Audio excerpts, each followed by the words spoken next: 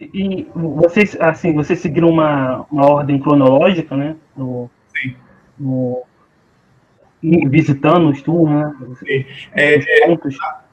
Eles costumam entregar um mapa para os visitantes, porque ela é tão grande, tem mais de 70 mil tumbas, é um dos maiores cemitérios do mundo, e um dos mais visitados também. Eles costumam entregar um mapa, mas a gente não encontrou esse mapa, mas a gente levou um. E a gente teve dificuldade de encontrar alguns túmulos.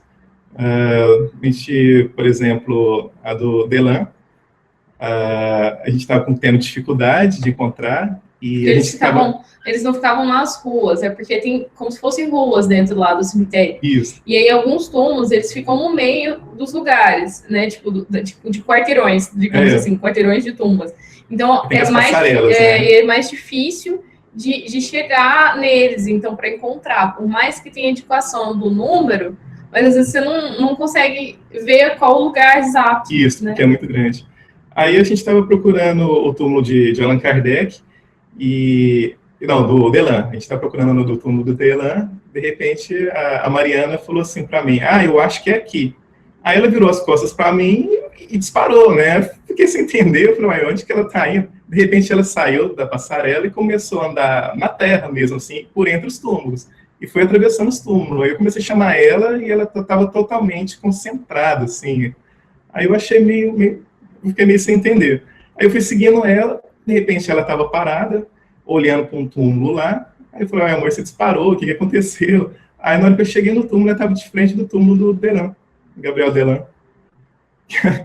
Fizemos essa descoberta, assim. Ela tava porque, assim, né? muitas vezes intuitivamente.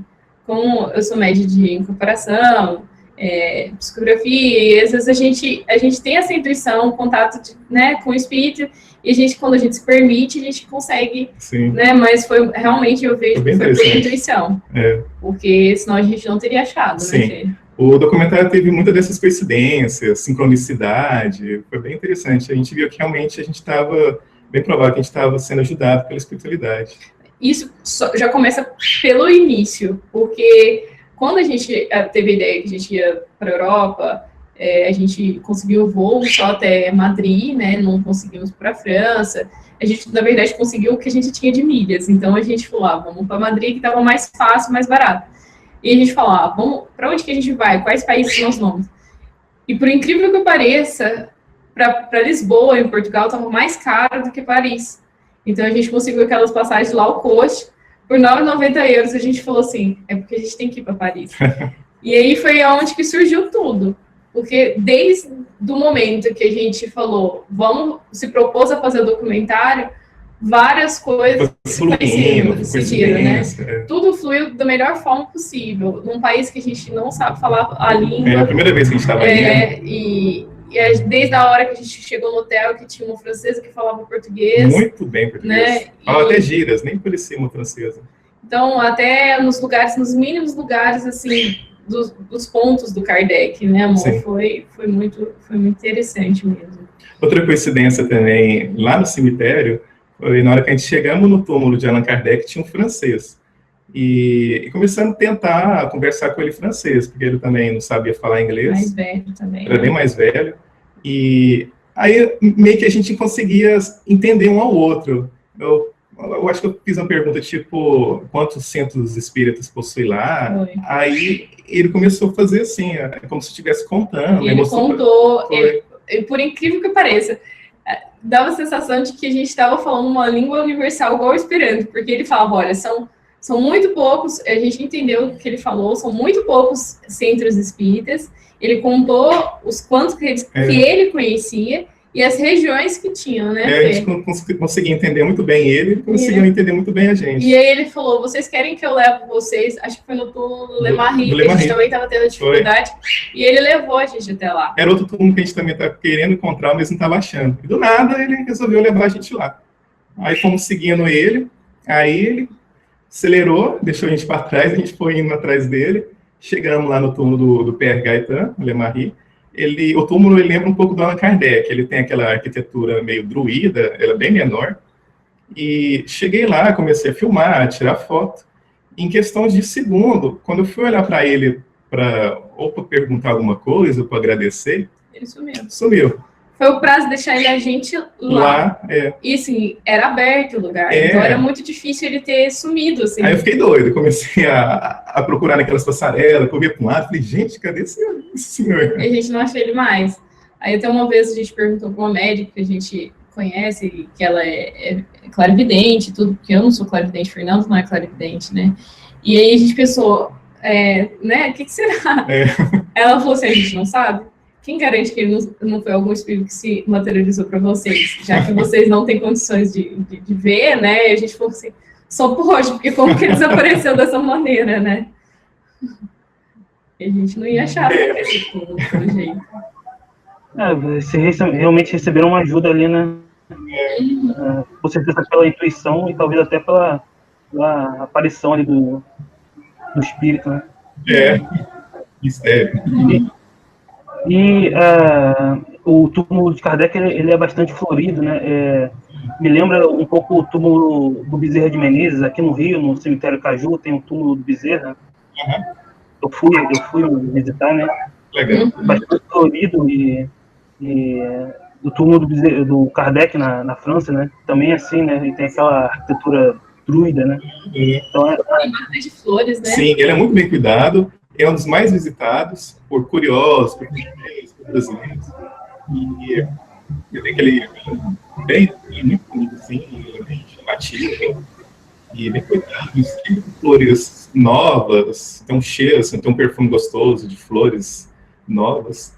E é muito, assim, o fato de a gente estar lá, a gente se emocionou bastante. Por mais que é o corpo dele que está lá, mas pela simbologia, pela arquitetura, assim. E que tem o busto dele lá também. Sim, o busto muito bem feito. O busto foi criado por um artista premiado, que eu não me recordo o nome agora, mas é um busto muito bem feito também. Sim, e uma outra pergunta é, qual o fato histórico que vocês descobriram pesquisando, né, que mais impressionaram vocês, e o lugar onde vocês mais se emocionaram?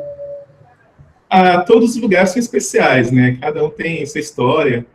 Por exemplo, na rua des Martyrs, número 8, foi onde que o Allan Kardec ele se recolhia, né, para estudar o Livro dos Espíritos.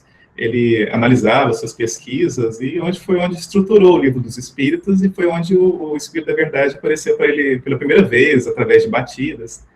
E lá era o único endereço que a casa dele era ao fundo. Você tinha que entrar no apartamento, atravessar um corredor para chegar na casa dele. Que lá dentro tem tipo uma varanda que tem uma outra porta que você sobe escadas para chegar no apartamento dele, que é no segundo andar. E era coincidência que na hora que eu estava filmando, já estava chuviscando um pouco, estava bastante frio. Era noite. Era noite. E, de repente, a minha esposa, e era também perto daquela região que aconteceu os atentados. Foi. Então, a gente foi perto da época que aconteceu os atentados, a gente já estava um pouco, né? Passava direto aquelas sirenes ligadas, a gente ficava meio esperto, assim.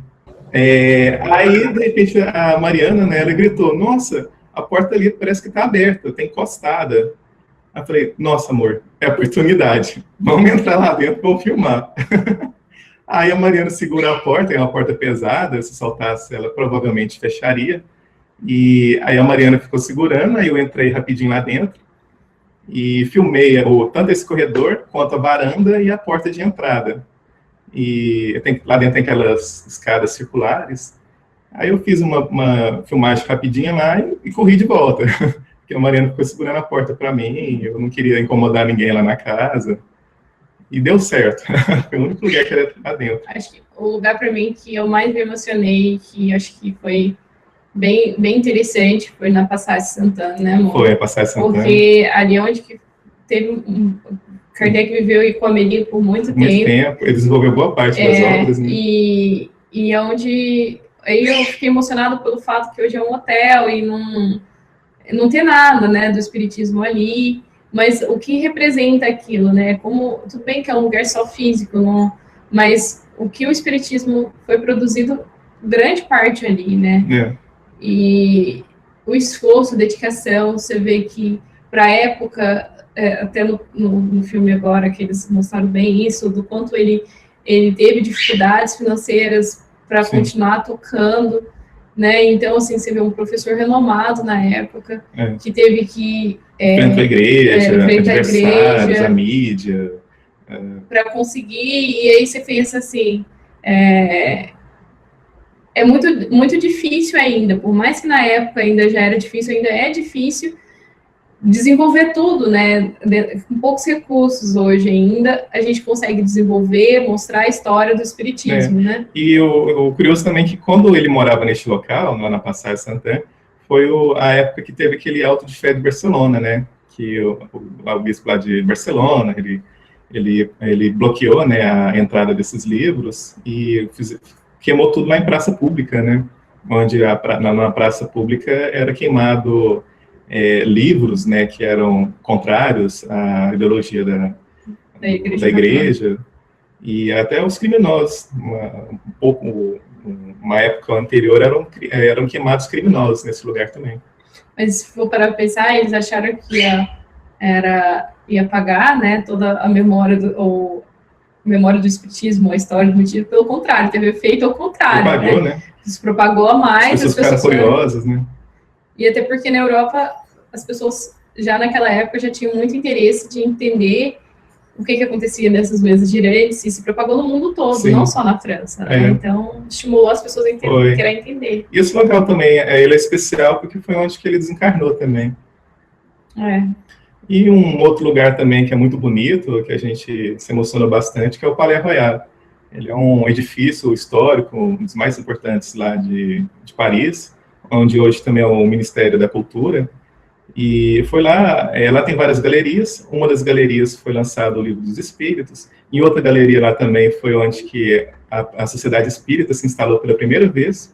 Porque antigamente a Sociedade Espírita ela começou dentro das casas, né, lá de Allan Kardec, né, a semente da Sociedade Espírita, assim, o início dela foi dentro da casa de Allan Kardec.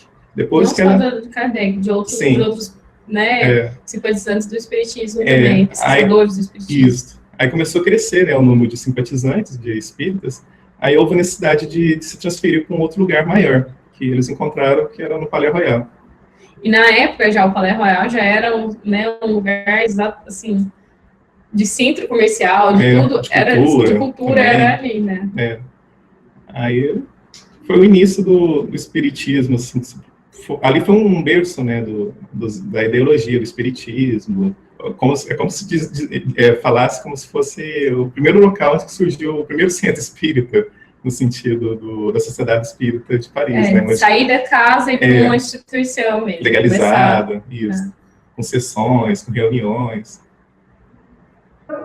Sim, isso vocês falaram, acho que vocês até comentaram no documentário, né, sobre o Alto de Fé, ele acabou divulgando o espiritismo, né? Até o Espírito da Verdade chegou para Kardec estava preocupado, né, que pudesse prejudicar. O Espírito da Verdade chega e diz, né, que o efeito é o contrário, né? Divulgou. Foi uma divulgação para fora da França, impressionante.